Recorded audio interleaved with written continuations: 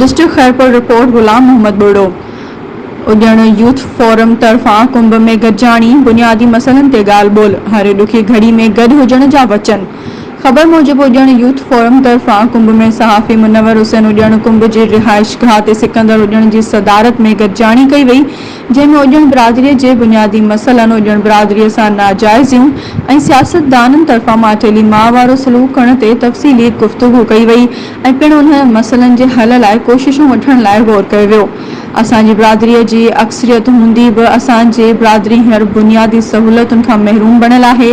सिकंदर उजण सिर्फ़ तालकाकोट डीजी में तक़रीबन उजण बिरादरीअ जा 30 ॻोठ आहिनि, पर कंहिं बि हिकु ॻोठ में गैस या अस्पताल जी सहूलियत मौजूदु नाहे। मुनव्वर हुसैन उजण बिरादरी खे हथ ॿधी अर्ज़ु करियां थो त पाण में भाइर विढ़ण बदिरां पंहिंजे बुनियादी हक़नि जे हासिलात लाइ हुक्मराननि खां पंहिंजा हक़ हासिल करण जी कोशिश करियो। मोहम्मद मूसा उजण बिरादरीअ जे नौजवाननि तरफ़ां बिरादरीअ जे मसइलनि जे हल थियण ताईं हिक ॿिए सां साथ निभाइण जा वचन कया विया।